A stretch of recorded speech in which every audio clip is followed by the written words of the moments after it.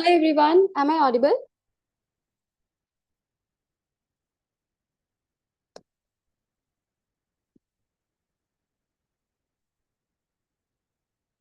All right, so everyone are ready here and we'll be starting exactly by 6:40, right? And I hope everyone received, okay? Give me a second, I will check with the live stream of YouTube and then I'll be back, okay?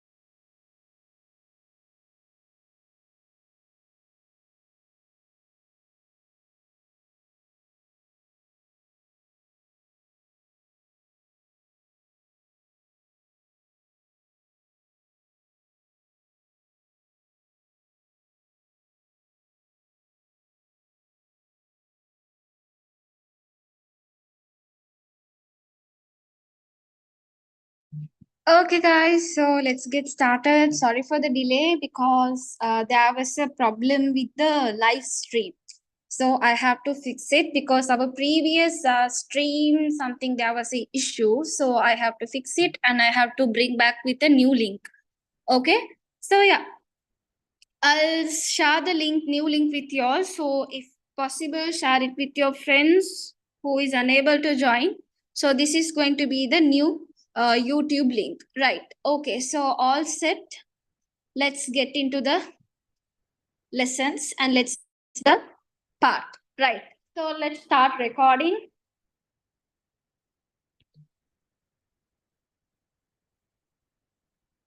Recording in progress.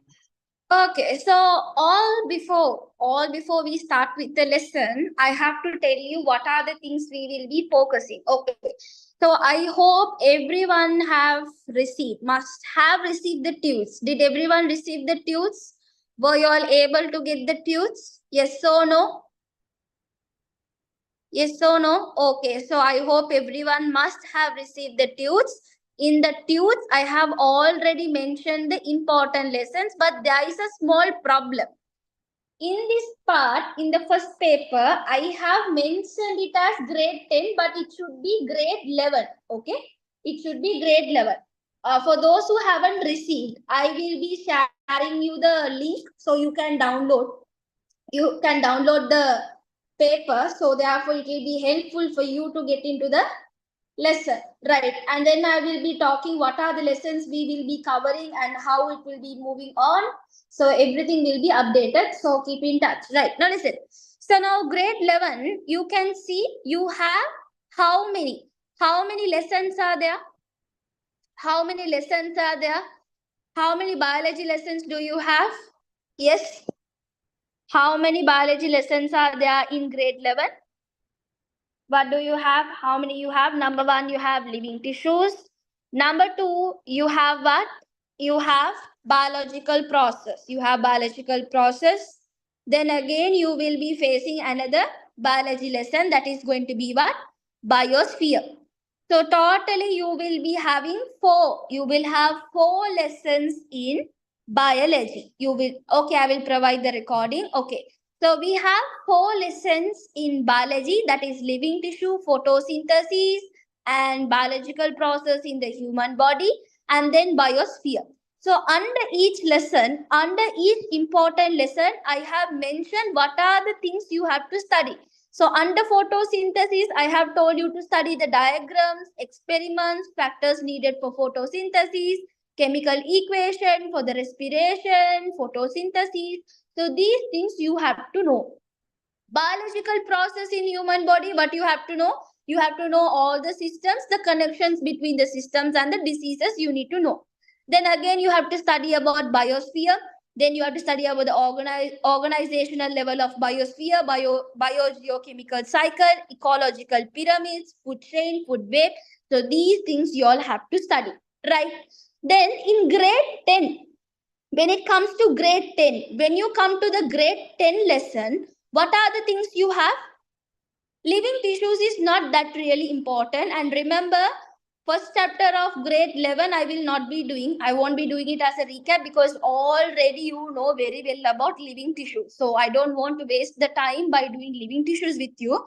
Grade 10, look at the grade 10, chemical basis of life, structure and functions of plant and animal cell, characteristic of living organism, world of life, continuity of life, inheritance. So here you have how many biology lesson do you have? You have 6 biology lesson. Altogether we have 10 biology lesson for your whole syllabus. So out of 10, how many lessons are important? I mentioned number 1, photosynthesis is important, biological process in human body is important, biosphere is important. So in grade 11, 3 lessons are important. Then again let's come to the grade 10 under that world of life is important, then totally 4, continuity of life is important, then totally 5, and then inheritance also important. So that means out of 10 lessons, out of 10 biology lessons, 6 lessons you are going to give more importance. Clear?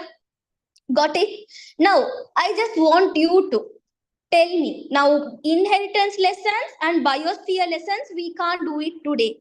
However, other than that, let me know from which lesson should I start. I thought of starting from the structure and functions of plant and animal cell. From that we can go to the world of life, and then we can go to the continuity of life, and then we can move with the photosynthesis.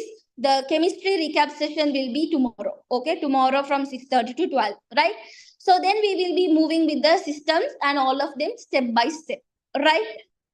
So we'll move in that way, because always I never go with the hardest lesson. I always choose to go with the easiest lesson where you can understand, to the lesson which is hard to complete and hard to understand. Now, according to you, we say what easy to complete lessons we have to do first. The hard to complete lessons we'll do it at last. Okay.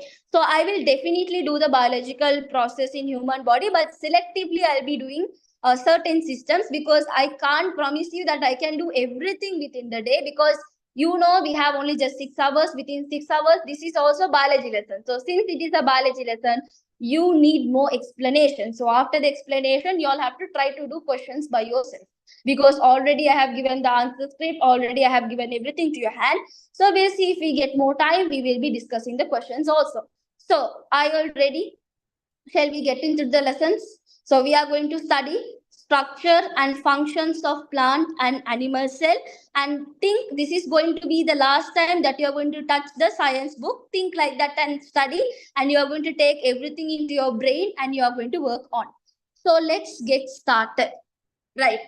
And good evening, everyone, and walaikum salam and assalamu alaikum. So many people were sending me text regarding that. Okay, so anyways, let's get started. Let me show you the video right now. Okay, I know few of them are facing power cut right now. Okay, let me pin it or spotlight. It's better. Okay, I'll give a try to give the inheritance to you all. Okay, inheritance is simple, not hard. Okay. Okay, let's talk about the chapter 6. Okay, I will be moving with the important way how to remember and all the stuff, right? Listen to me. Now let's talk about chapter 6. So when you talk about the chapter 6, it is all about cell. It is all about cell. So when you talk about cells, now say for example, we need to, these are not past paper questions. That means few past paper questions are included, few term papers questions also included. Apart from that, model questions also included. Like it's like a one mixture of paper only I have given to you, right? Is my camera is unclear? Can you all see? Yes or no?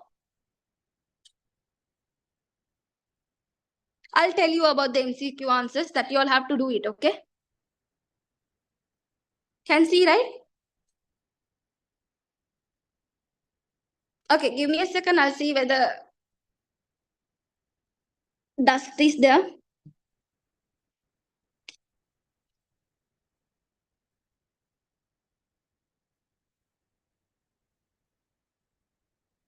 Right now?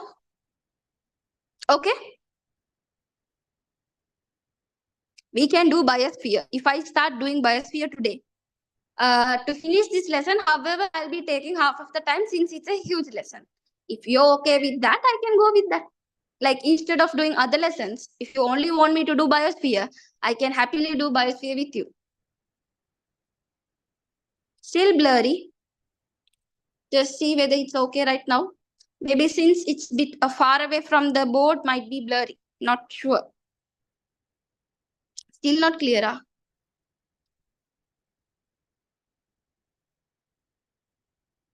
See, if I write like this, can you all see? Some people using the lap now. Okay, right. Now, say me quickly. Should I do the biosphere, or you want me to do the lessons like the way I told?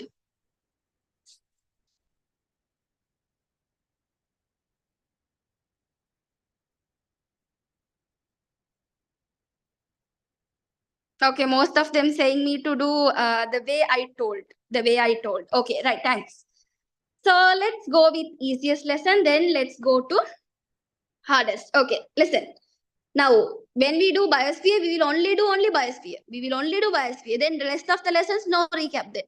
That's how. Okay, now listen. Now we have to study about the structure and functions of plant and animal cell. So when we are talking about organism, what do you mean by organism? So we know organism means living things on the earth. We call it as organism. So as we know, when we talk about living things, all these living things are made up of what? Cells. They are made up of cells.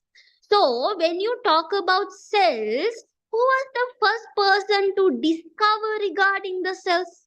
Who was the first person? The person to tell the organisms are made up of cells, that was the Robert Hooke. So Robert Hooke was the scientist who told that all the organisms are made up of what? It is made up of cell. Yes, I am recording. You will be getting the record. Grade 10, chapter 6, I am doing. Right? Okay. Yes, this is related to the grade 10, chapter 6. Right. So now what is happening? After cell is introduced, there were 3 scientists who brought up a cell theory. So number 1, they told that the simplest and the structural and functional unit of organism is what? Cell. So who are those scientists? Sladen, Schwann, Rudolph. Sladen, Schwann, Rudolph. So these are the 3 scientists who brought up what? Who brought up the cell theory. So what is the number 1 cell theory he brought? He told that the structural and functional unit of the organism is cell. Second one, what did they say? All the organisms can be unicellular or multicellular. Then what did he say next? The new cells can be formed by pre-existing cells. So these are the cell theory that you have to understand. So these are very simple. Now what you have to study is in exam, what will be the most important part? Now we will be studying about the cells which is observed using electron microscope. I will comparatively teach both the animal cell and the plant cell in parallel. Okay, so now let's talk about the plant cell which comes under electron microscope. Now let's talk about the plant cell. Now everyone listen to me. I'm going to give you some hints. Now you are going to tell me according to the hint. Right, listen. Now listen to me. When you talk about in YouTube, it's coming like this. How? My name. That means the video is not moving. Let me switch on and switch off. Now, double check and let me know quickly, Huda. Okay, right. So now what you have to understand is when you talk about plant cell, now listen to me very, very importantly.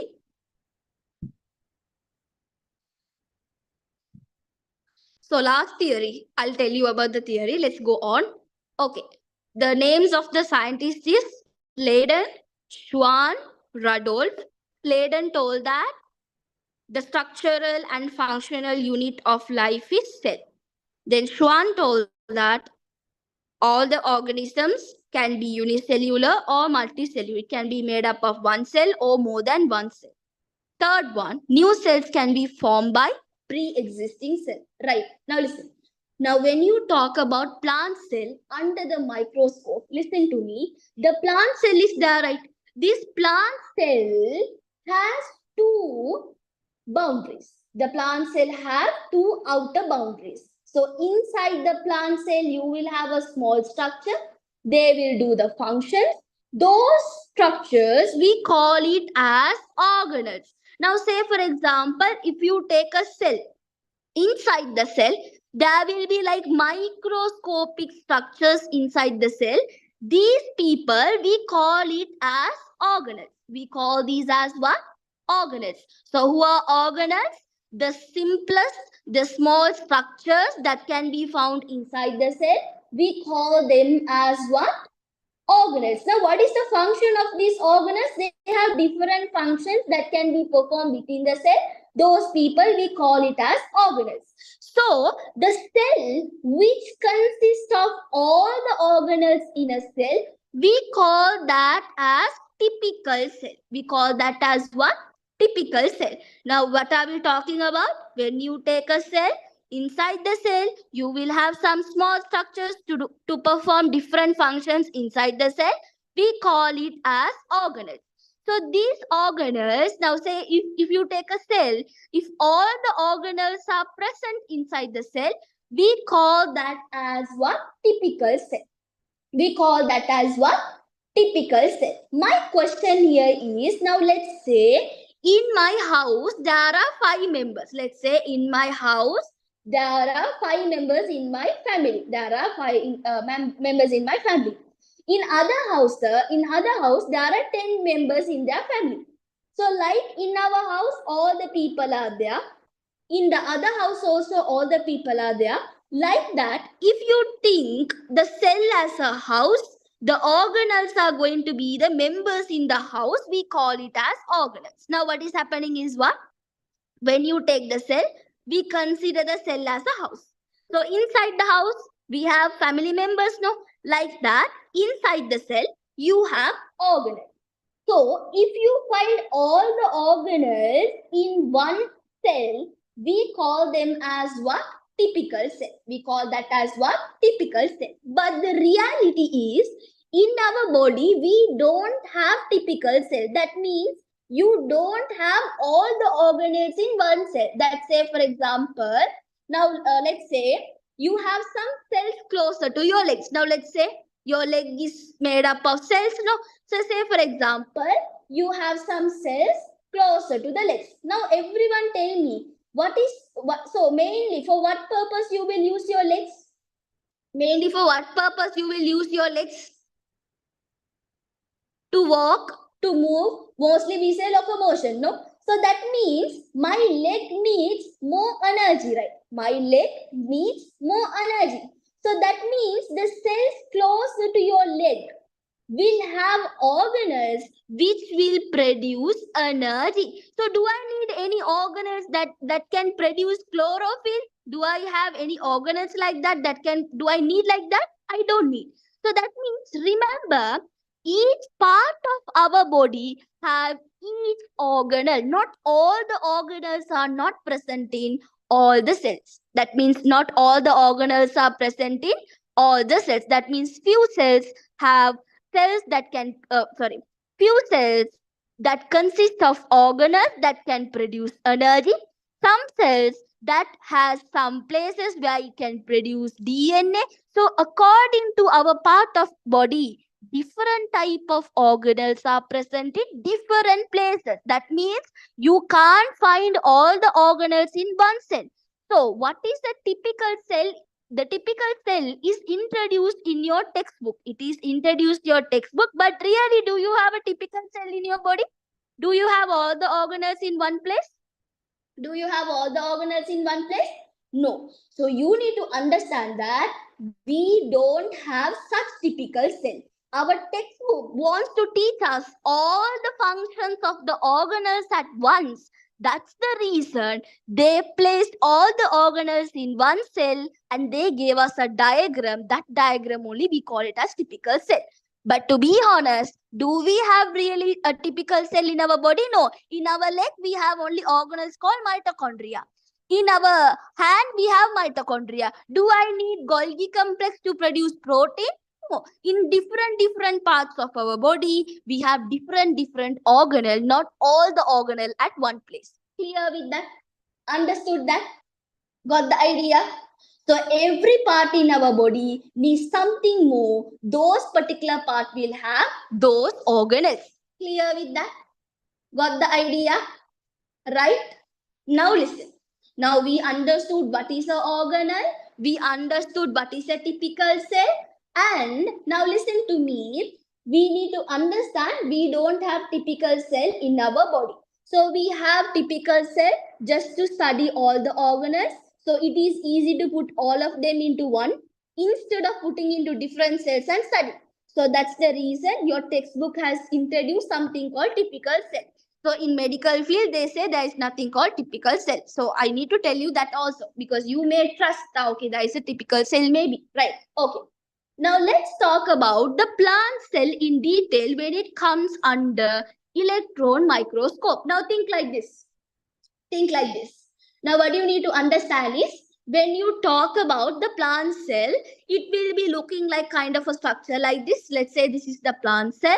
The outer part of the plant cell, we call it as cell wall. We call it as what? Cell wall.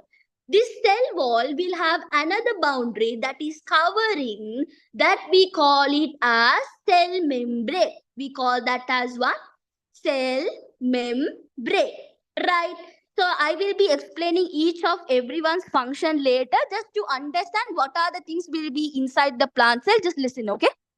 Now, corner of the plant cell, you will be having a condensed area. So condensed area means what? The condensed is very thick area. That place we call it as nucleus. That place we call it as nucleus. So you will have some coverings like this. We call it as nucleus envelope. The reason that you have nucleus envelope to send and receive message. So connected to the nucleus envelope, you will have something like this, like a structure, like a sac-like structure, which you call this as endoplasmic reticulum. Endoplasmic reticulum. So endoplasmic reticulum is connected with your nucleus. So there will be some dots, there will be some spots on the endoplasmic reticulum. So those spots we call it as ribosome. We call them as what? Ribosome. Because there is the presence of ribosome, endoplasmic reticulum will be divided into two as soft endoplasmic reticulum and rough endoplasmic reticulum. It should be smooth, okay? Smooth endoplasmic reticulum and rough endoplasmic reticulum. So when you talk about smooth endoplasmic reticulum, they will not have ribosome. Rough endoplasmic reticulum will have ribosome. So when you have something under that, I will talk about the functions. I will talk. Now just listen what are the things are going to be inside the plant cell. Now what is there? So inside the plant cell, you will be having what? You will be having ribosome, cell membrane, endoplasmic reticulum, nucleus. Then you will have a big water barrel like a structure. We call these as vacuole. We call these as what? Vacuole. So vacuole will be in the center. So outer part of the vacuole we call it as tonoplast. Inside the vacuole we call it as cell sac. We call it as cell sac. Okay. So central vacuole most of the time we don't use, right? So we call that as tonoplast and then we call it as cell sac, right? Now what is happening is now plant also needs energy. Since they need energy, they will have an organelle. We call that as mitochondria. We call that as what? Mitochondria. Then and not only mitochondria, you will have some gelatinous substance surrounding this organelle. We call that as cytoplasm. We call it as what? Cytoplasm. So cytoplasm is a gelatinous like substance. You will have cytoplasm. And then you will have a flat-like structure with vesicles. You will have flat-like structure like vesicles, which you call it as Golgi complex. We call it as what? Golgi complex. So along with that, you will have another disc-like structure to produce green color pigment. We call them as chloroplast. So these are the organelles that is present in a plant cell. Clear with that? So now when we talk about animal cell, now just imagine I can use the same cell structure for the animal cell and teach you. When it comes to animal cell, there will be no cell wall. When it comes to animal cell, there will be no cell wall. Will they have vacuole? Will they have vacuole? When it comes to animal cell, do we have vacuole? We don't have vacuole. Do we need chlorophyll to produce? Do we need chloroplast to produce chlorophyll? We don't have chloroplast. And then do we usually nucleus will come at the center. In plant cell, nucleus to the peripheral. Nucleus will go to the uh, edge of the plant cell. If not, when it comes to animal cell, the nucleus will come at the center. So these are the difference you can see. So there will be no cell wall, there will be no chloroplast, there will be no presence of vacuole. The nucleus will be present at the center of the animal cell. So these are the difference you need to study between the plant cell and animal cell. Now listen to me very carefully. I will be teaching about cell wall, mitochondria, Golgi complex, and all of their functions in a way that you will remember without opening your book. Now listen to me carefully. Now you know what is cell wall and how it will look like, right? Now let's talk about cell wall. Let's talk about cell wall. So when you talk about cell wall, where do you find cell wall? Mainly, where do we find cell wall? Yes, I'll explain, Hana, once again. Okay. So when you talk about cell wall, where do we find cell wall mostly? We find cell wall in the plant cell. So we find the cell wall in plant cell. Now say for example, you have a house. Say for example, you have a house. So your house is surrounded by what? Your house is surrounded by a wall. Say your house is surrounded by a wall. Right? So our house is surrounded by a wall. Now, when you have a wall, imagine the wall in your house, imagine it to be a cell wall. Wall in your house, you are going to imagine it to be a cell wall. Now, first of all, always remember, cell wall is going to be a dead structure. It's a dead part of the plant. It's a dead part of the plant. Okay. Now tell me, now when you talk about wall, what are the necessary things to make the wall? What are the things you need to make a wall? Quickly tell me what are the important things that we need to make a wall. Number one, you will tell to make a wall, we need bricks. Then you will tell we need cement. Then you will say we need some water. We need some water. Then we need some sand. So you need, these are the main things that you need to make a wall. Same like that. Imagine if I want to make a cell wall, I also need some ingredients to make a cell wall. No? So what is the special ingredient or the special thing that made up the cell wall? That is going to be cellulose. That is going to be what? Cellulose. So cell wall is made up of cellulose. The wall of our house is made up of brick. So remember in contrast. Second one, what is the second thing? So cellulose is the main component of cell wall. Okay, like this, you can't have a wall without a brick. Same like that, you need cellulose to make a cell wall. Now, is the brick only enough to make the wall? No, we need cement, we need sand. So those like other substance that we needed to make the wall. So same like that, we need hemicellulose. We need what? Hemicellulose to make the cell wall. Then the third component is pectin. So pectin, hemicellulose, cellulose. Phospholipids will come to animal cell. Huh? Phospholipids comes to animal cell. Don't get confused. Phospholipids will come to the animal cell. Yes, it's there in your syllabus. Okay, right. So now what you need to understand is cell wall is made up of cellulose.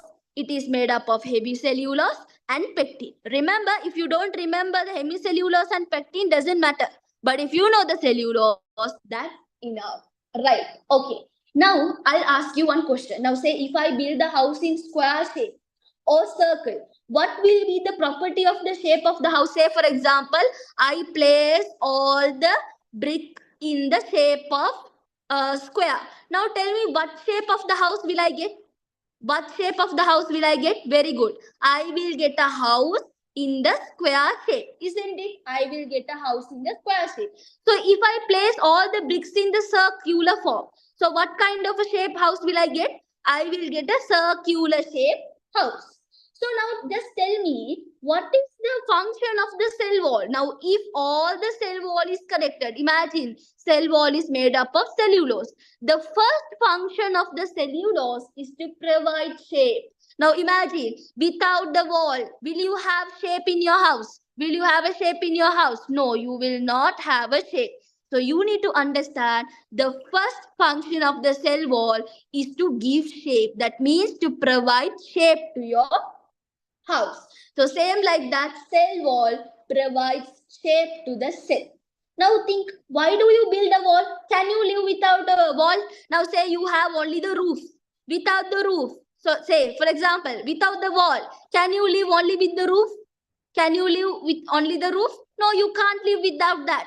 So that means, why do you need a wall? For protection. So remember, cell wall protects the cell. Not only protects. Now think, now when you have a wall only, there is a support for the house to stand for a long period of time. Same like that, the cell wall also gives support to the cell to stay for a long period of time. Clear with that? So therefore, what is the first function of cell wall? Number one, provide shape, protection and support the cell. Clear with that? Now do you want to refer your textbook? No need. If you know these things, that's enough. You don't need to refer your textbook and you don't want to buy heart. Clear with that? Got the idea? Understood? Yes? Okay, listen to me. Now we need to imagine cell wall. We need to imagine cell wall as a wall in our house. Now we need to make a wall in our house. So what do we need? We need bricks, we need cement, we need water, we need sand to make a wall. Same like that, the cell wall is made up of three important components. Number one is cellulose, hemicellulose and pectin. Now think, if can I live without a wall, only with a roof in my house? I can't. That means sometimes there can be heat, there can be cold, some animals can come, some thieves can come. So why do I have a wall in my house? For the protection. Next one. Now say, if I build my house in a square shape, I get a square. That means you need to understand that cell wall provides shape also. Not only that, protection, support, shape is given by the function of cell wall. Clear? Understood? Got the idea? Got the idea? So that is about cell wall. You don't want to buy heart other than this what I told. Clear with that? Got the idea? Right. Now let's talk about cell membrane. Let's talk about cell membrane. Now where can you find cell membrane? We can find cell membrane in two places. One place, we can find it in plant cell. Where is it? Next to cell wall. You can find the cell membrane in plant cell next to cell wall. That means after the cell wall, you will have a cell membrane. Okay, listen, next one. Where you can find the cell membrane other than plant cell? Starting part, the structural component of animal cell is a cell membrane. So outer structure of the animal cell is a cell membrane. Inner part of the plant cell is a cell membrane. That means that should be next to the cell wall. Clear? Right. Now listen. Now you need to imagine like this. You need to imagine like this. Now say for example, now I said you have the house and the house is covered by the wall. Now if you have the wall, now just say for example, how do you enter to your house? You enter to the house by the door. No, you enter to your house by the door. Imagine the door is going to be the cell membrane. Door is going to be the cell membrane. Now usually a door is made up of what? Most of our door is made up of wood. It is made up of wood. Same like that, the cell membrane is made up of phospholipid. It is made up of what? Phospholipid, and it is made up of protein. Phospholipid and protein. Remember, it is a living part of the animal cell and the plant cell. So cell membrane is made up of phospholipid and also it is made up of protein. Now, can you remember? Can you remember? I told you something like this. Now, I told you to imagine the cell membrane as a door. Now, can someone tell me, you have a door to your house. Now, what is the function of the door? If you open the door, now say a guest has come. Now, what will the guest will do? If you open the door, you are allowing the guest to go inside your house. Then after some time, what will happen? The guest will go out from your house. You are sending back them home. That means exit. You are exiting them. So you are allowing in and out. So you are allowing the guests to go in as well as you are allowing them to go out. So same like that, cell membrane allow, control substances entry and exit of cell. Clear with that? So what is the function of the door? Door is allowing us control, allow, control. What are they allowing and control? Substances. So what are we allowing and control substance to entry and exit? Yes, it is semi-permeable. Exit within the cell. Exit within the cell. So that is the function of the cell membrane. Clear with that? Got the idea? Now we are done with the cell membrane also. So this is the way you learn the cell membrane. Clear with that? Sometimes mostly foreign substances won't be sent. Mostly nutrition, water, necessary things that is really needed for the plant to grow, animal to grow within the cell. Right. Now, what do you need to understand? What is the function of the cell membrane? Cell membrane is made up of phospholipids. It is made up of protein. Cell membrane is acting as a door in the house. So what is the door is doing? Door allowing, controlling, but substance. But in real life, we are allowing, controlling guests. What are we doing? We are entry and exit. So entry and exit within the cell. Clear with that? Understood that? Okay. Shall we study about the next organelle? Is there any doubt? Is there any doubt? Is phospholipids present in plant cell membrane also? Yes. In plant cell membrane it's there, not in the cell wall. Okay. Shall we go with the other organelle? Now, if you are replying me only, I'll be boosted. Then only I'll be, this child is replying me, so I also can teach happily. So like that only we have to have a good this thing. Okay. Right. Okay. Now let's talk about. Now what happened? Initially, we was talking about the house. So now what was the house? So I was saying the house is made up of wall. So wall is the cell wall. Then we studied about cell wall. The door we studied about cell membrane. What? Cell membrane. Now think, now we are going inside the house. Now once you go inside the house, who is the boss of your house? Father or the mother? Who is the boss of the house? Nicely think.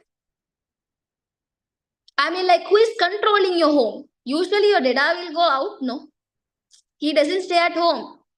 Who is controlling? He knows everything. Even you throw socks somewhere, he will quickly find and he will give. Your mother, right? So your mother is going to control your house. So same like that, inside the cell, you have a person to control the activity of the cell. That person, we call it as what? Nucleus. We call that as what? Nucleus. Did you understand? Isma, they are well protected. Right. So now what is the function of nucleus? Think about your mother. When you go to exam, when you study about nucleus, think about your mother. Quickly tell me what is the function of nucleus? Controlling if your mother is doing what? Controlling everyone inside the house. Same like that, nucleus will control the activities of the cell. So it will control the activities of the cell. So this is done by nucleus. So nucleus, now always remember nucleus will be always in dark color. It's very condensed. Surrounding the nucleus, you will have some like interrupted space. We call this as nucleus envelope. We call this as what? Nucleus envelope. Why do we have nucleus envelope? Is to send and receive message. Now say your mother will say, go and get this and come. Okay, you will bring that. Again, she will tell you something. You will go and do that. So now those things only sending and receiving message. So not only that, remember, not only that, see also, now nucleus also transfer, it is also transfer and store genetic information. What does it do? It not only doing the controlling activities, but also transferring, storing genetic information, especially about your DNA, especially about the DNA. Clear with that? Understood that? Now let's see what is what is DNA inside the nucleus. We have DNA and RNA. Both DNA and RNA is present in our body. Okay, now listen. Now when you talk about DNA, do you know how the DNA will look like inside the nucleus? Now say for example, now imagine this is the father. Okay, now this is the mother. Okay, now when mother and father combine, they have formed you, right? They have formed you. That means your father's chromosome, that means out of 46 chromosome, 23 chromosome is given to you. Your out of 46 chromosome of your mother, 23 is given to you. So this is how, because your mother also have nucleus, your father also have nucleus. So inside the nucleus only, they just store all the information like eye color, skin color, hair color, all. Right. So now inside this nucleus, you have the DNA. This DNA will be like a structure. This DNA will be like a structure. Okay. Now what is happening is this DNA found inside a thread-like structure. We call that as histone protein. It is found inside like a thread-like structure. We call that as what? Histone protein. So this histone protein will give a thread-like structure to this chromosome. Before they get divided, we call them as chromatin. So if the chromatin is divided only, we call it as chromosome. If the chromatin divided only, we call that as chromosome. So that chromosome only you are getting it as 23 from mother, 23 from the father. Before they give 23, it will exist as a chromatin inside your body. Clear with that? Got the idea? Got the idea? So during the cell division, chromatin and nucleus will be divided equally. So therefore, you will be forming what? Nucleus. Got it? Got it? Okay, listen. Now what is happening is, yes, it will be like noodles. Like, listen, when you talk about nucleus, okay, when you talk about nucleus is like your mother. Imagine she controls the activities of the cells, like she control your whole house, right? So when you talk about nucleus, not only controlling, they also store and transfer genetic information in the form of DNA inside their body. That means inside the nucleus. Now say for example, now there is a couple who wants to give a birth to the baby. There is a couple. Now say this is a man and there is a woman over here. So there's a man and let's say this is a woman over here. So now what is happening is, now this person's in his body cells, in his cells, he will have nucleus. No, inside the nucleus, he will have the DNA in the form of histone protein. In the form, usually it will be there in the form of histone protein, which we call it as chromatin. Okay. Now during the cell division, now when they are going to produce a baby, the half of the chromosome, that means half of the chromosome will be sent. No. So when there is a cell division, chromatin will be getting a new name called chromosome. So whenever there is a cell division, chromatin will be turned into chromosome. That is what we say our information. Clear with that? Got the idea? Got the idea? Right. That's it about the nucleus. Now let's go to the mitochondria. I will talk about the mutation later, right? Because now when I bring the mutation, this comes as an inheritance lesson. So I have to go step by step. We'll go step by step. Now let's talk about mitochondria. So when we talk about mitochondria, you know that mitochondria is a double membrane. It is a double membrane and it also will look like a rod shape. It will look like rod shape and it will be double membrane. So usually this mitochondria will be looking like kind of a hot dog. It might be looking like a rod shape, and then you will have a double membrane like this. From the center of this membrane, you will have something like a hot dog like this. Okay, so this is how the mitochondria will look like. Now listen to me very, very carefully. Now this mitochondria is a person who produces energy to our body. The person who produces energy to our body is mitochondria. I'll explain you very in detail how this energy is being produced. So because of the person who produce energy, we give them a name called powerhouse of cell. So since we call it as powerhouse of cell, we say they produce energy. Now listen to me very, very, very carefully. Listen to me very carefully. Now I'll tell you what is happening. Now say for example, one day, you are eating food. I'll tell you. That's what I'm saying, Yosef. Listen. Now say for example, you are eating food. Say for example, you ate a piece of bread. Now you are eating a piece of bread. Now tell me guys, now when you talk about when you talk about bread, now say for example, what is the main component that is present in the bread? What is the main component that is present in the bread? That is starch. Okay. Now say for example, this person is eating starch. Now this is connected to what? Digestive system. Now once it comes to the digestive system, the starch will be broken down. It will start getting broken down. So when it falls off, now when you talk about the starch will be broken. Now once the starch is broken, can you tell me what is the formation of starch? It will be connected by maltose plus glucose. Maltose plus glucose. So starch will be broken down into simple format that we call it as maltose plus glucose. So that means what is the end product of the starch? What is the end product of the starch? Yes. What is the end product of the starch? That is glucose. So that glucose will be stored inside your cell where the mitochondria is present, as a glycogen. Can you remember you studied glycogen in chapter 1 of grade 10? Chapter 1 grade 10 glycogen storage component. So the glucose will be converted into glycogen inside your mitochondria. Now what is happening? Mitochondria is storing the glycogen. Is it Azan? Okay, after the Azan, I'll explain. Just give me around 2 to 3 minutes. Yeah, without distraction, we can do, inshallah.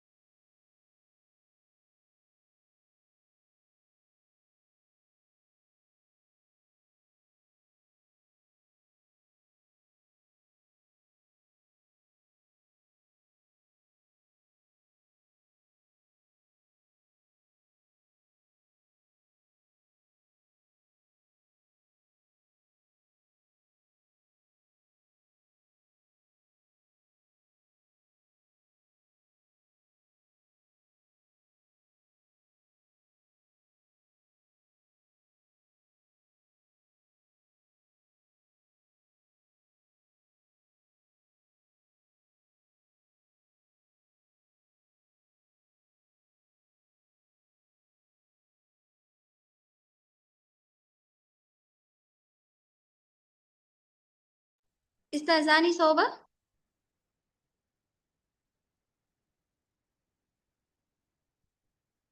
Okay, right. So now what is happening is, now the glucose will be converted into glycogen. Listen, glucose is being stored inside your body now. Like what? Imagine you are producing the food in the form of glucose in plants. Glucose will be stored in the form of starch now.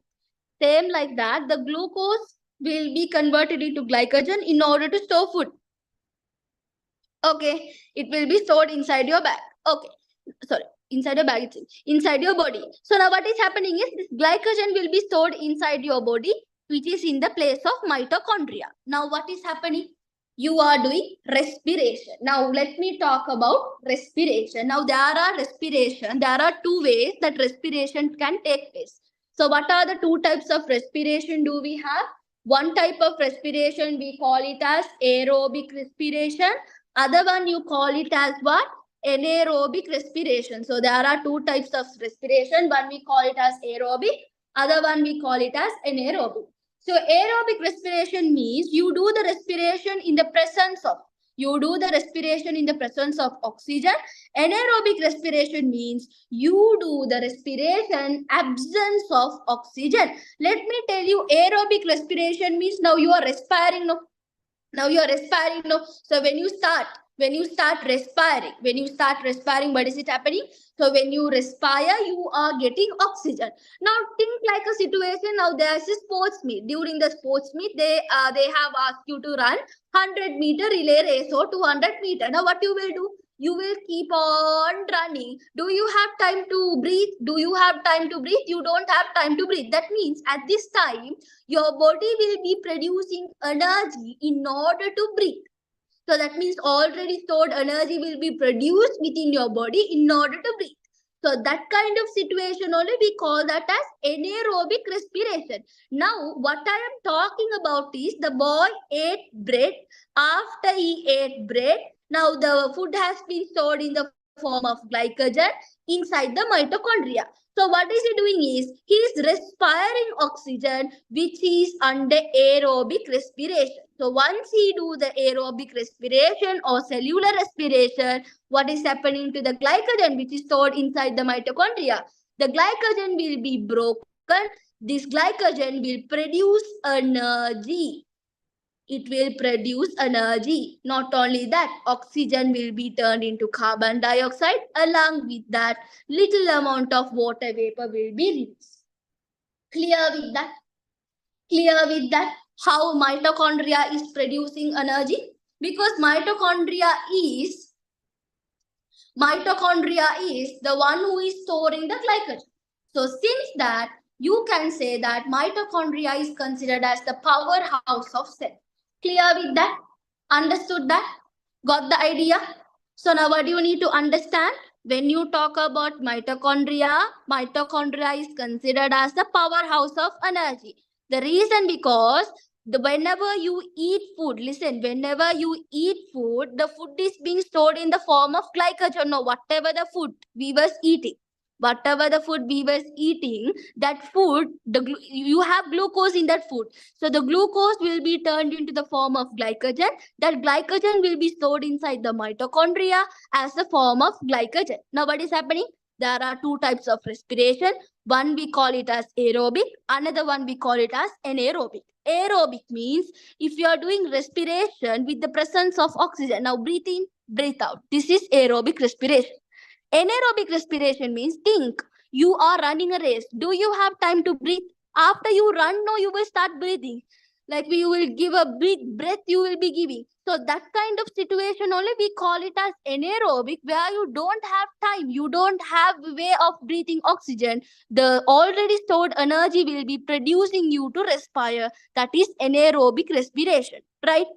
Aerobic respiration means you are respirating oxygen. Now what is happening? Already glycogen is stored inside the mitochondria.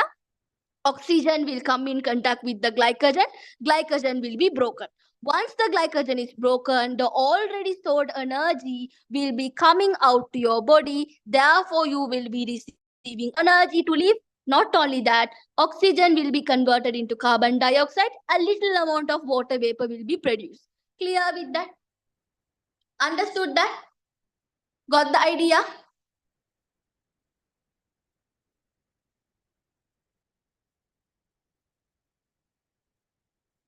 Yes, Abdurrahman. Right. Clear with that? Right. Now let's talk about Golgi complex. Which respiration produce more energy? Aerobic. Anaerobic will not produce much energy to you. It's very short period of time. Right. Now let's talk about Golgi complex. Let's talk about Golgi complex. So when you talk about Golgi complex, imagine Golgi complex as a milk factory. Say for example, you have a milk factory. So when you talk about the milk factory, now what you need to understand is, now listen to me. Now when you talk about, Lukman, I'll come to your question. Now listen to me. When you talk about milk factory, now what is the function of milk factory? In milk factory, what do you produce? What do you produce in milk factory? You produce milk. So in milk factory, you will be producing milk.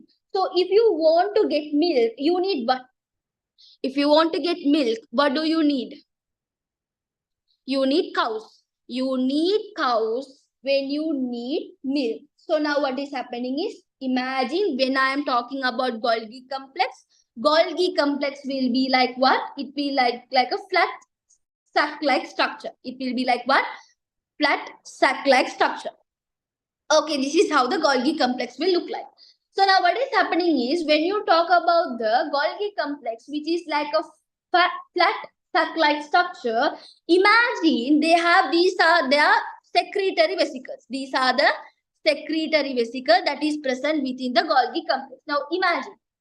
Now, if this is a milk factory, imagine this is a Golgi complex is a secretory vesicle. So now what does it do is, milk factory, what do? They will produce milk. Production will take place in a factory. Not only production, after you produce milk, what you will do? You will do packaging. You will do what? Packaging. So after you do packaging, what you will do? Next thing, you will be doing the transportation. So same like that, Golgi complex will secrete secretory substance. Like how cow produce milk. What is the next step? After they produce milk, what do? The milk will be packaged, transported. Clear with that? I will send the recording. Got the idea? Right. Now, what do you mean by what is Golgi complex? What is the function of the Golgi complex? Golgi complex is producing secretory substance. What can you say about what? What can you say about the Golgi complex? Golgi complex secrete secretory substance like cow produce milk. So after you get the milk, what you will do? You will do the packaging and you will do the transportation. So what is the function of the Golgi complex? Production of secretory substance, packaging of secretory substance, and transporting. Clear with that? I will give the break by 8:30 to 9. Okay? Clear with that? Understood that? Got the idea? Right. Now let's talk about ribosome. So when you talk about ribosome, listen to me very carefully. Let's talk about ribosome. So when you talk about ribosome, in this ribosome, you have two parts. One part we call it as larger subunit. We call that as what? Larger subunit. The other part we call it as what? Smaller subunit. So one part you call it as larger subunit, other one we call it as what? Smaller subunit. So most of the time ribosome is present where? It is present at the endoplasmic reticulum. You can find the ribosome at the endoplasmic reticulum, that you call it as rough endoplasmic reticulum. Right. My question is, who is controlling person inside the cell? Which organelle is controlling the activities of the cell? Which organelle is controlling the activities of the cell? Yes. Very good. Nucleus is controlling the activities of the cell. So inside the nucleus, what do you have? Inside the nucleus, what do you have? I told storing genetic information in the form of what? Very good, DNA. Let's use the word DNA. Okay, so DNA only present in the form of chromatin. But listen, that is DNA. So now imagine you have a computer. Ask one question from you. I have a computer. In this computer, I am storing all the information. I'm storing all the information like DNA. Let's imagine DNA is going to be a computer. Now, if I store all the information and if I don't take use of this information, is this computer is useful or useless?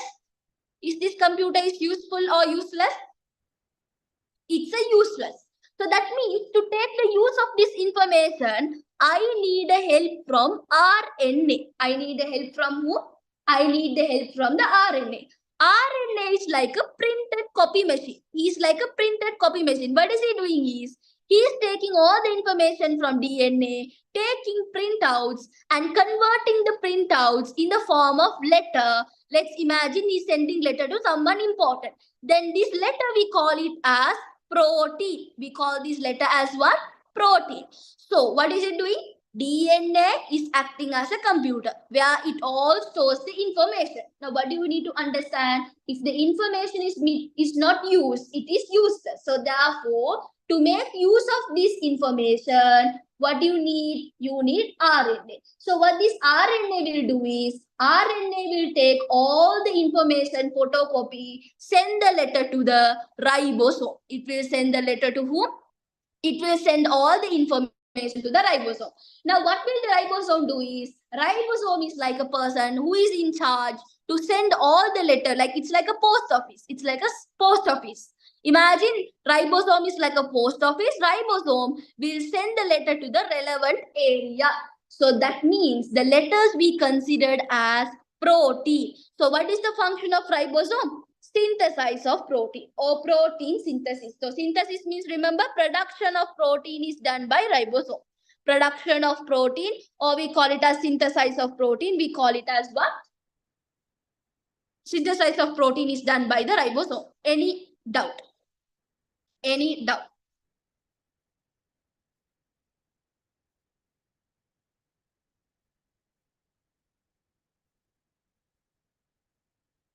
So yeah, RNA is like a person who takes all the information, go and give to the ribosome. Ribosome will convert all the information into a protein, send it to the relevant part of your body. It's like a production of protein. Clear with that? Understood that? Listen, I'll explain one more time. Listen. Now, ribosome is there. No? You have larger unit and larger subunit and smaller subunit. Most of the time, you will be studying about what? Most of the time, you will be studying that ribosome is present in the endoplasmic reticulum. So endoplasmic reticulum, if they have the ribosome, we call that as rough endoplasmic reticulum. If the endoplasmic reticulum doesn't have ribosome, we call it as smooth endoplasmic reticulum. Clear? Now, we already studied about a person called nucleus. So this nucleus is what is it doing? It is producing DNA. We know that nucleus have DNA to produce information regarding our genetics. So now what is happening is, this DNA will keep on storing information. Now when you store so much of information, if they don't take use of this information, is this useless fact or is this useful fact? It is a useless fact. So because of that, DNA's partner RNA, what is it doing? Taking all the information from the DNA, sending the parcel to who? Ribosome. Ribosome is a person like a post office who will convert all the information into a protein and send it to the relevant parts of the body. So that's the reason we say synthesis of protein or production of protein in another part. Clear? Understood? Got the idea? Got the idea? Yes or no? Right.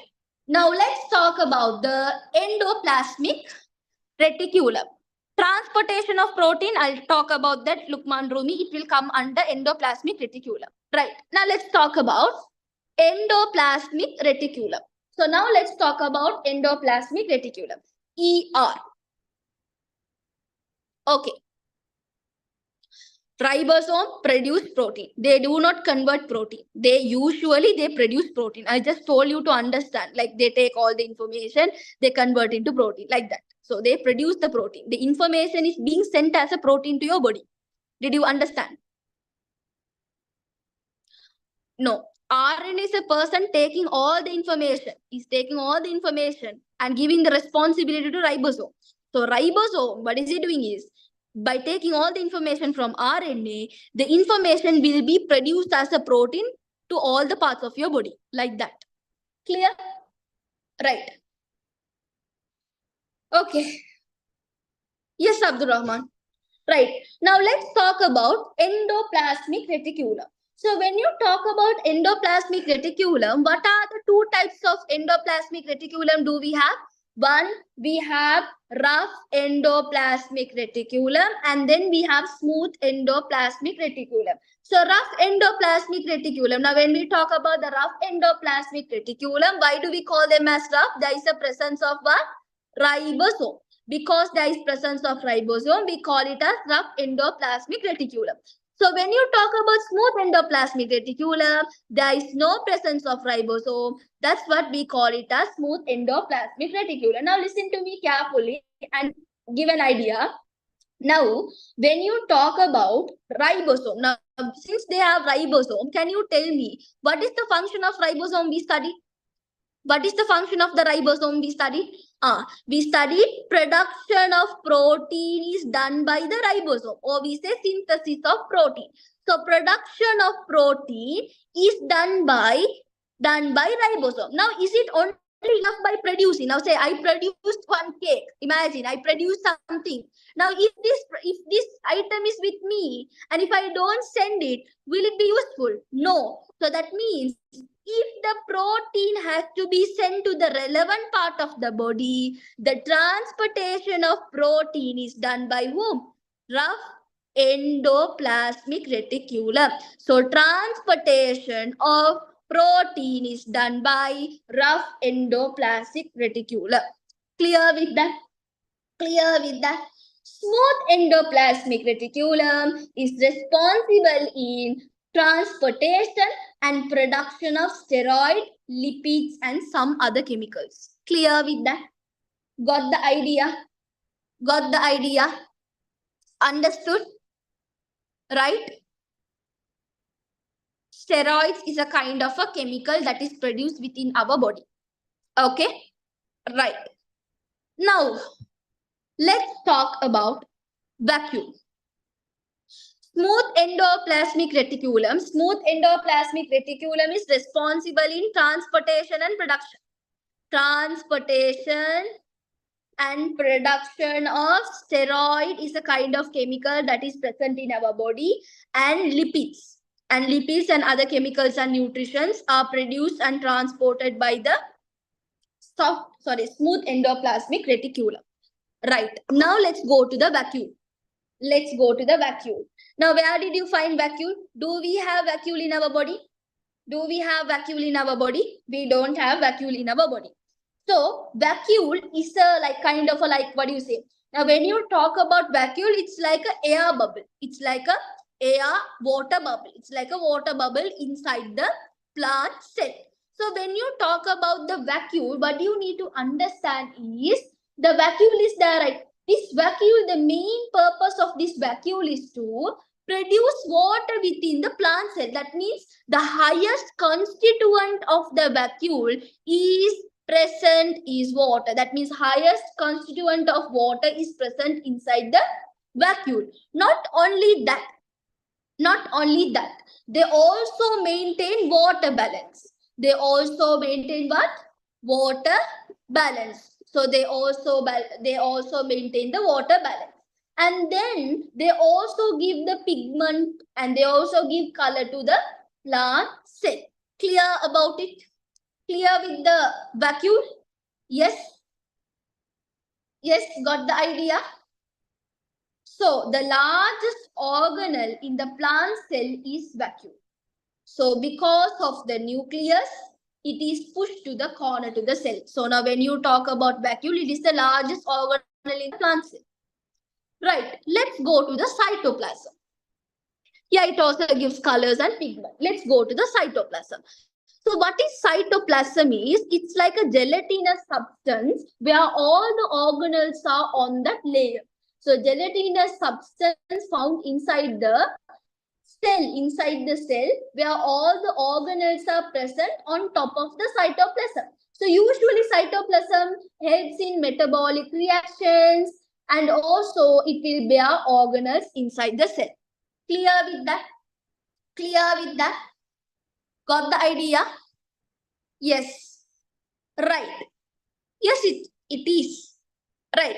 Now let's talk about there are two types of cell division. One we call it as mitosis, and other one we call it as meiosis. Simply I will finish that because yeah, you can't identify chromosomes in what. Now let's talk about the two types of cell division. So when you talk about the function of cytoplasm to bear organelles inside the cell. Right. Now let's talk about two types of cell division. One type we call it as mitosis, and other one we call it as meiosis. So usually meiosis will be present during sexual reproduction, and when you talk about mitosis, it will be present during asexual reproduction, as well as it will be helping us to wound replacement and all of them. Chloroplast is very simple. Chloroplast will be helping us to produce chlorophyll. Simple, right? So it will be helping us to recover wound, mitosis, and it helps in asexual reproduction. So especially the plant cell will have mitosis cell division. Humans have both the meiosis and mitosis cell division. Remember, meiosis cell division will have, now they will have 4 daughter cells at the end. Mitosis will have 2 daughter cells at the end. That means the mother cell and the daughter cell will be different in meiosis. Mother cell and the daughter cell will be, that means the similar in mitosis. If you know this in this part, that's enough. Now we have to go with the important lesson. Now we are in just first lesson. We have to go with the other lesson. Shall we go with the chapter 13? Yes.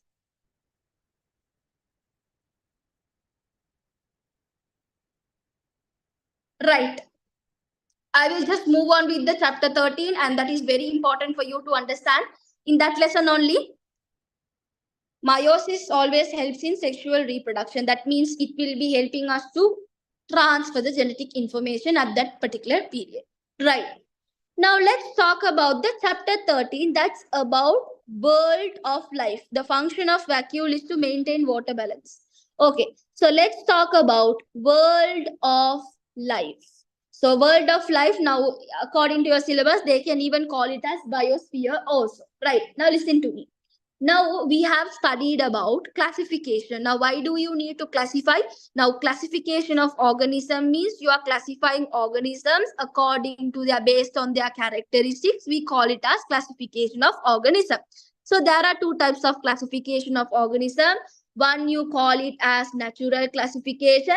Other one we call it as artificial classification. So these are the two types of classification we need to know. Right? Now listen. Now when you talk about organism, in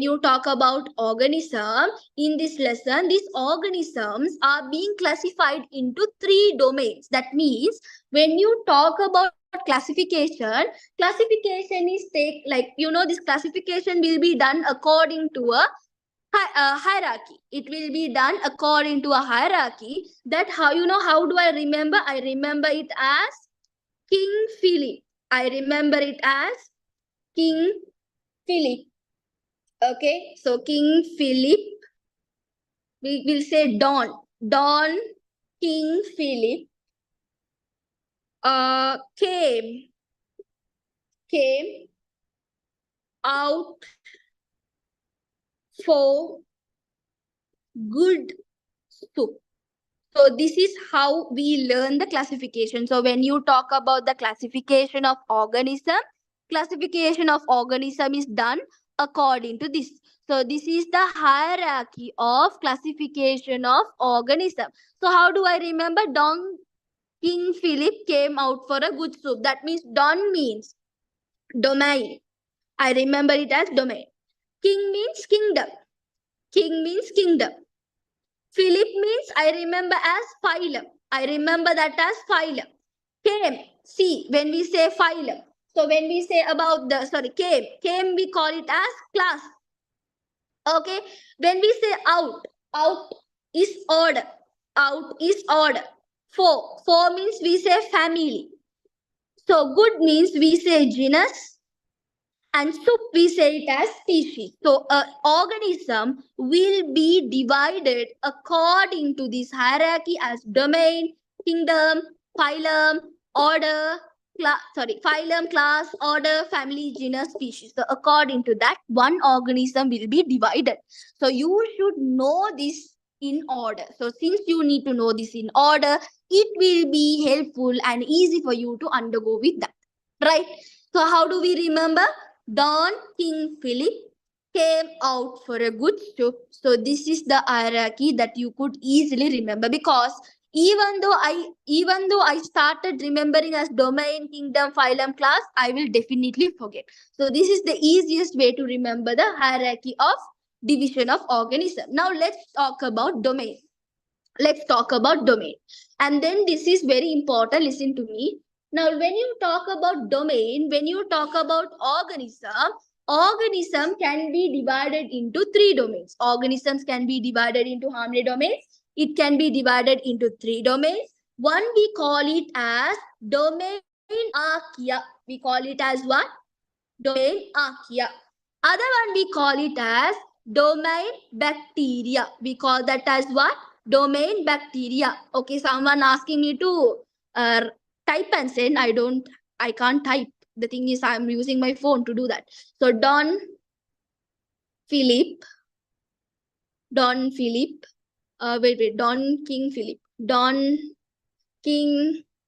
Philip came out for a good soup. Okay, this is the hierarchy. Okay, so now what do we have?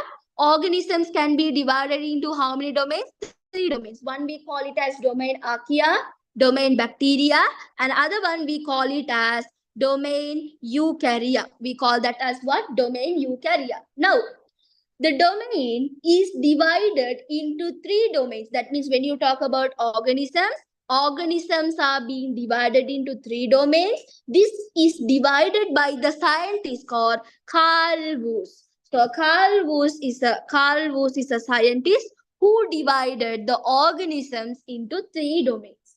Clear with that? So this scientist name is very, very, very, very important. So please note it down if you want. Right.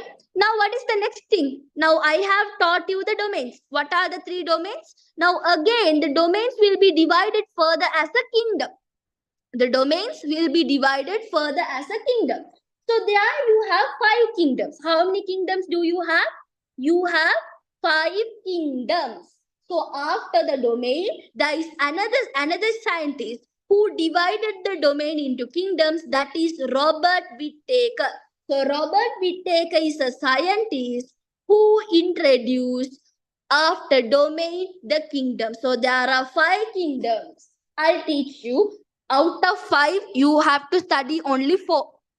Out of 5, you have to study only 4. I'll tell you which domain is becoming divided. I'll tell you. Listen to me. Now what is happening is, now the domain is there, right? Now, when you talk about the domains over here is getting divided into kingdom. I'll specifically say, listen to me. Now, when you talk about domain archaea, domain archaea has a kingdom called kingdom archaea. Domain archaea has a kingdom called, we call it as what? Kingdom archaea. Okay, so we have kingdom archaea. So now what is happening is, you have a domain archaea. Domain archaea will be divided into a kingdom. We call it as kingdom archaea. Then when you talk about domain bacteria also will have a kingdom. We call it as kingdom bacteria. We call that as what? Kingdom bacteria. Combination of kingdom archaea and kingdom bacteria, we call this as kingdom monera. Kingdom Monera, combination of kingdom Archaea and kingdom Bacteria. We call these as what? Kingdom Monera. This kingdom Monera was there in your previous syllabus, but it is not there right now. Kingdom Monera is not there. So that means domain Archaea and domain Bacteria you will be studying partially. But when it comes to domain Eukarya will be divided into 4 kingdoms. What are those 4 kingdoms? Number 1, you will be studying kingdom fungi. You will be studying about what? Kingdom fungi. Number 2, you will be studying about kingdom protista. You will be studying about what? Kingdom protista. Number 3, you will be studying about kingdom plante. You will be studying about kingdom plante. And number 4, you will be studying about kingdom Animalia. Kingdom Animalia. So Kingdom Animalia I won't be teaching because already you have studied in grade 8 vertebrates, invertebrates. If you know the functions, that's enough. So until Kingdom Plante, I will be explaining everything in detail because animals you will be interestingly you will study, but plants, protista, fungi you will not study thoroughly because I have to give you much detail about it. Clear with that? Clear with that? Got the idea? Right. Now let's talk about bacteria. Let's talk about bacteria. Is the camera is blurred? Is the camera is blurred?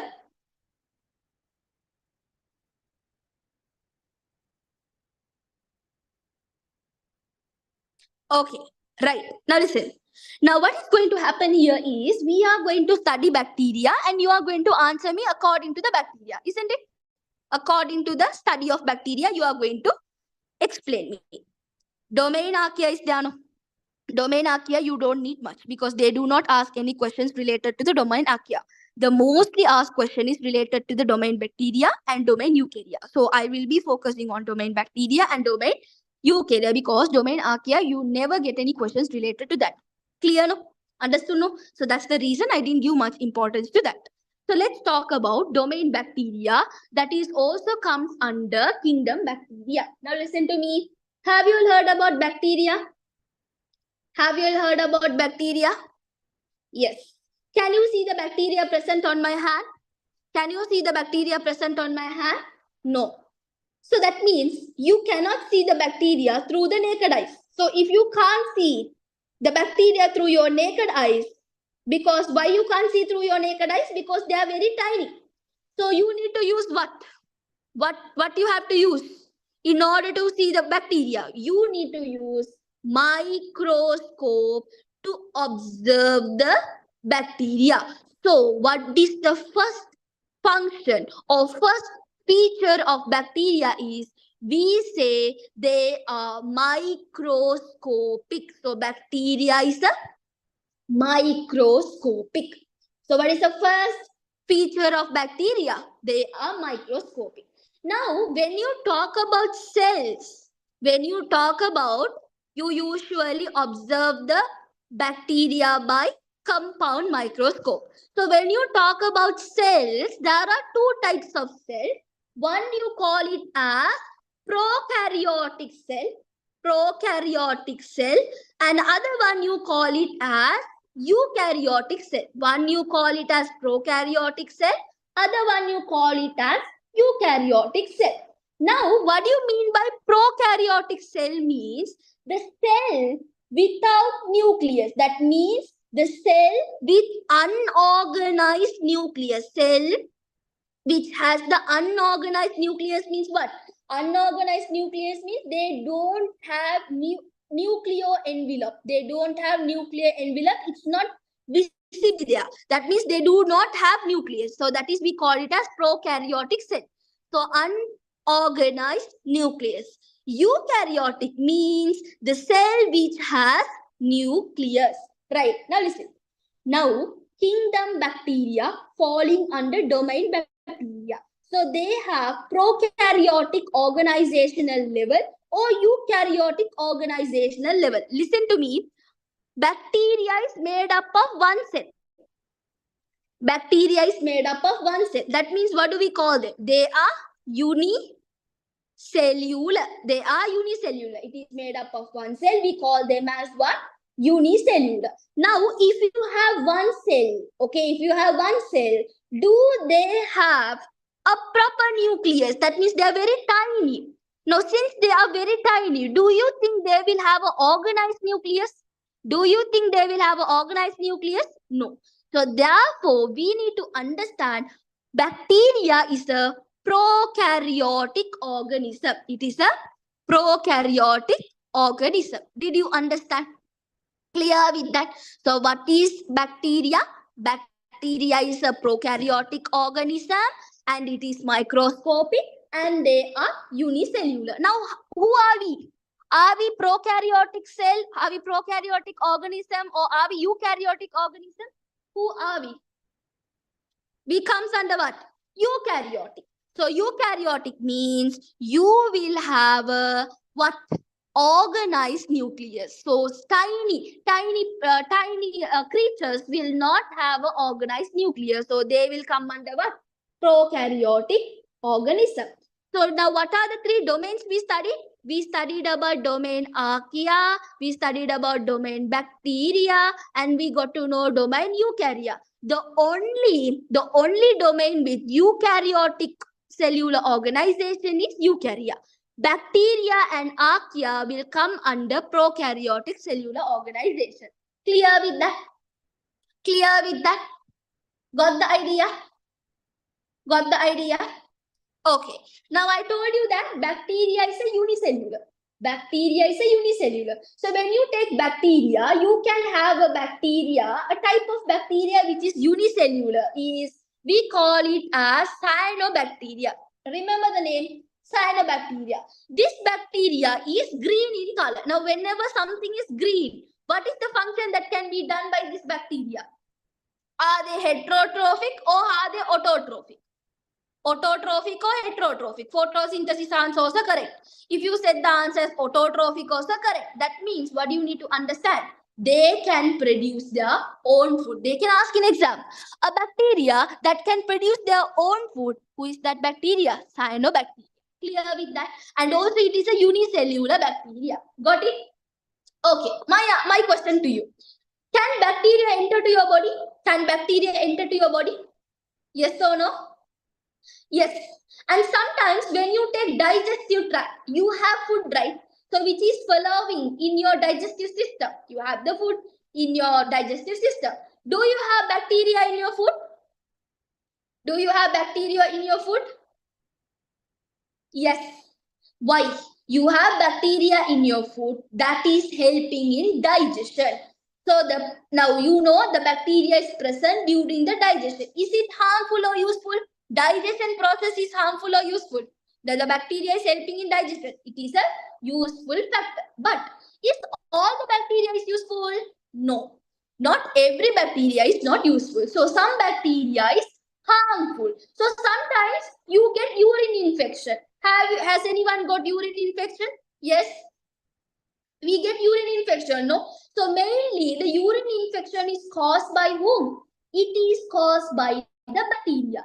So are those bacteria harmful? Yes, they are harmful. So some bacteria, they cause diseases. We call those bacteria as pathogens. We call that bacteria as what? Pathogens. We call those bacteria as pathogens. So when you take bacteria, so what is the substance that you use to kill the infection? What your doctor will give? I'll talk about the food spoilage also, okay? Now what is the bacteria? Sorry, what did I talk about? What is the substance that you use to kill the infection? Very good. Antibiotics. So that means if I drink antibiotics, will this bacteria die? Yes or no? Will this bacteria die? Yes, that means is the bacteria is sensitive to antibiotics? Is it sensitive to the antibiotics? Yes, it is sensitive to the antibiotics. Someone asked me what is pathogen. Pathogen means the bacteria who cause diseases. We call them as pathogenic bacteria. Clear?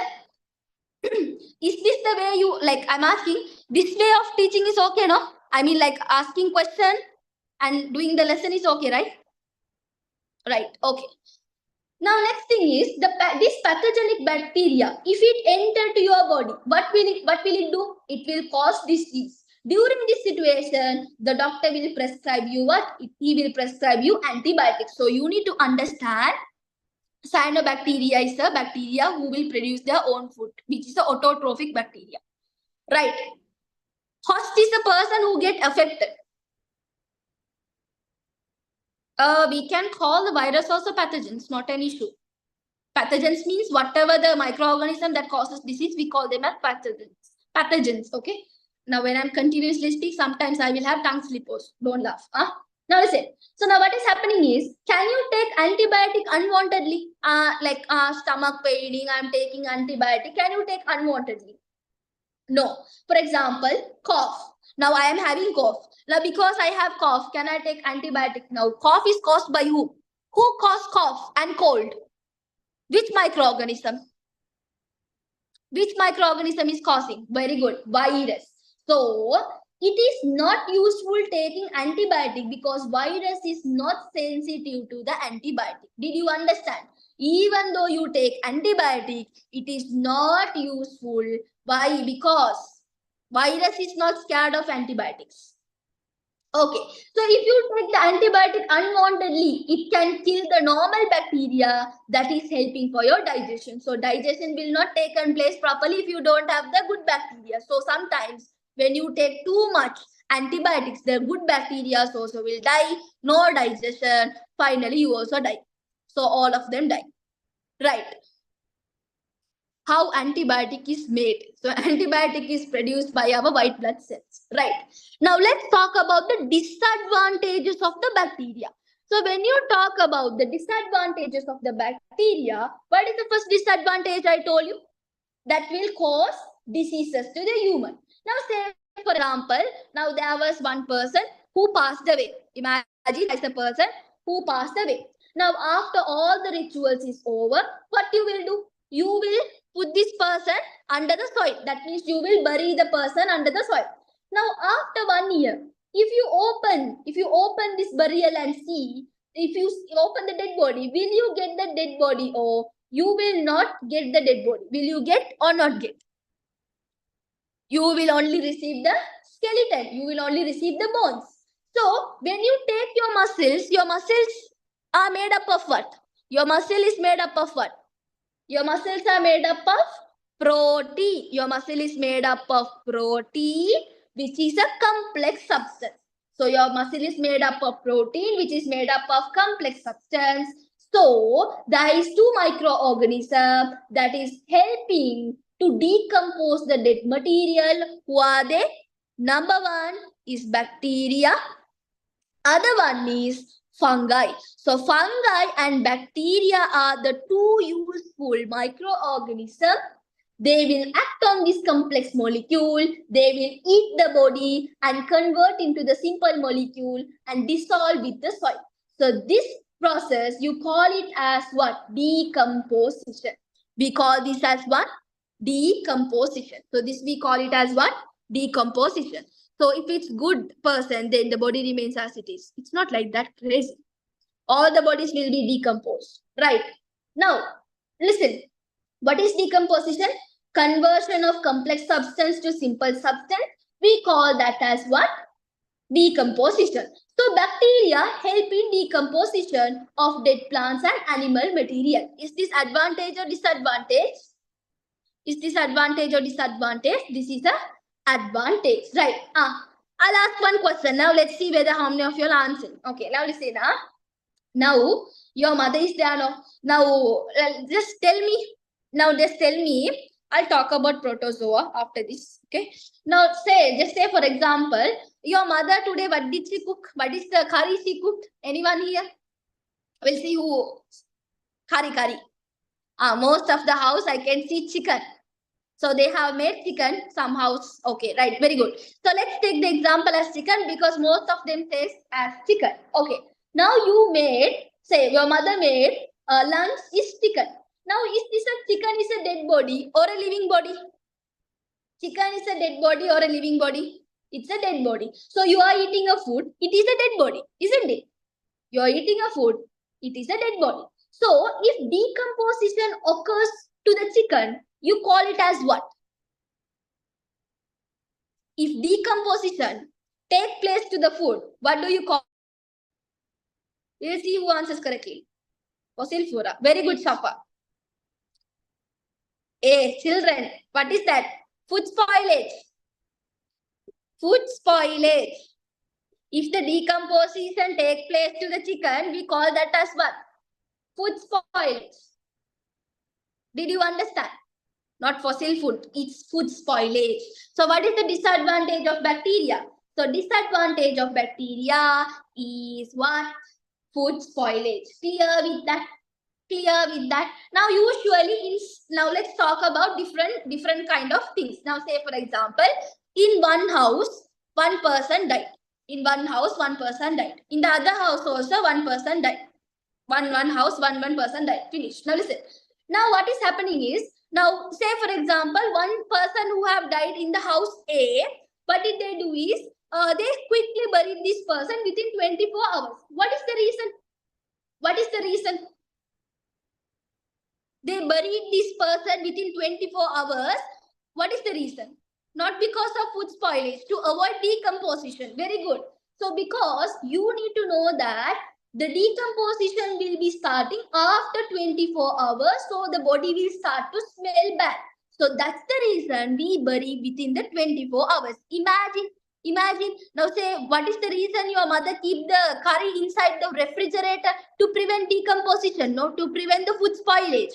So same like that, what do we do? What do we do? The dead body is here, will be settled under the soil before 24 hours. Now let's say in the home B, there is a person who died, but the relatives are in abroad. Let's imagine the relatives are abroad. They're saying, no, this body has to be there until we come. That means they will take like around after 24 hours only they will be able to come. Now what is happening is, this dead body will be taken to the mortuary. All the organs will be removed. They will be remove all the organs, and inside the body they will add all the cottons, applying formalin. You know what is formalin, no? Formalin means to keep the body for a long period of time.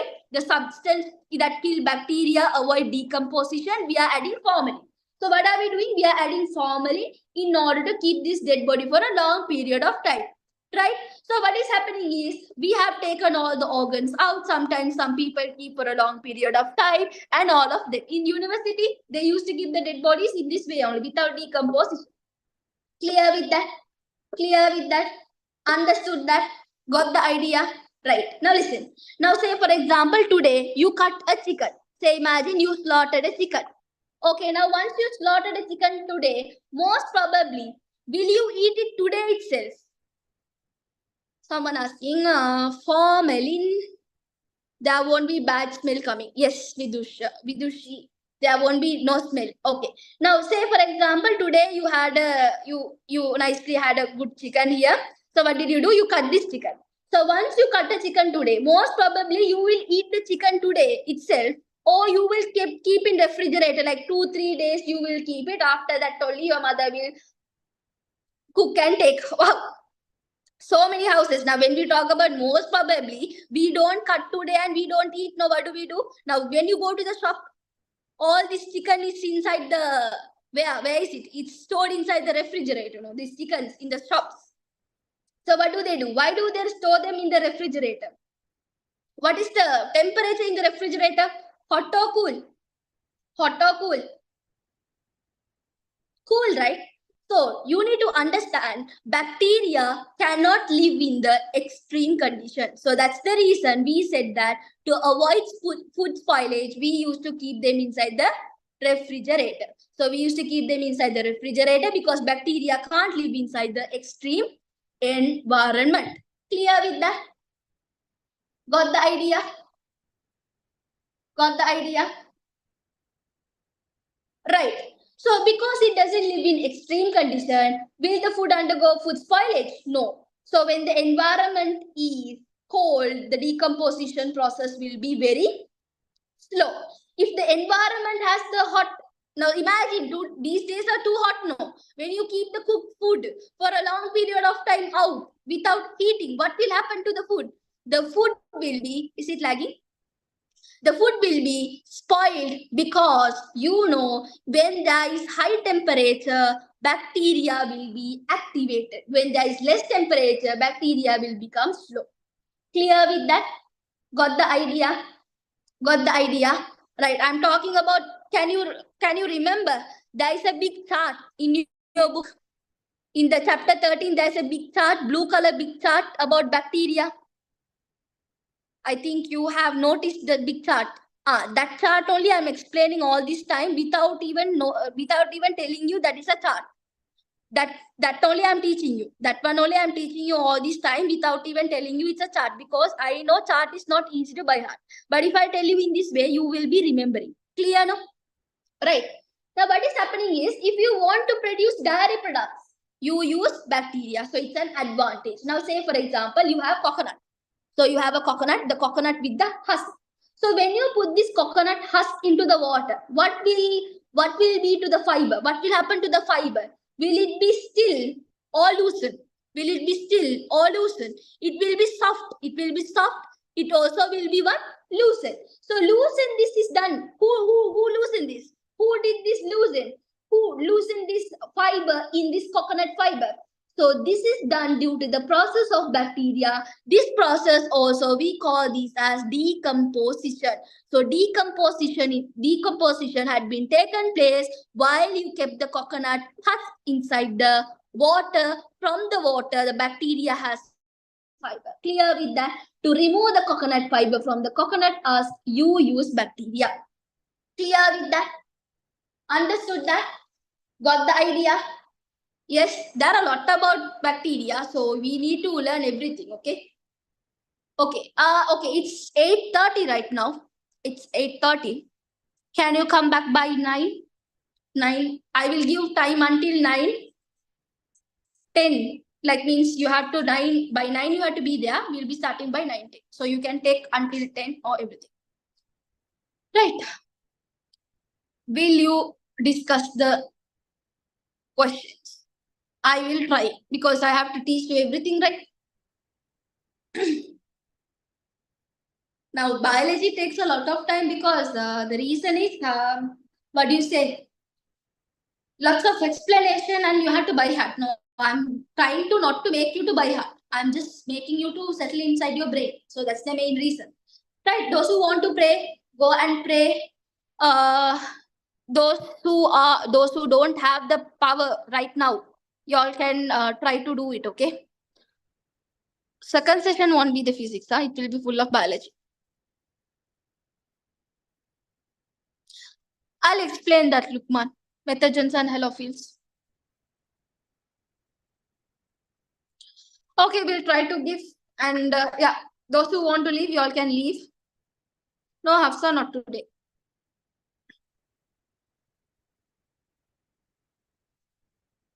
Yeah, I have to take break because I have to pray.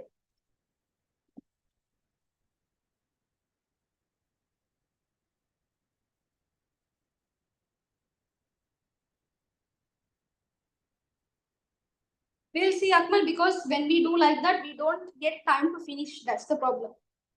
We'll see. 9, 10 or 9.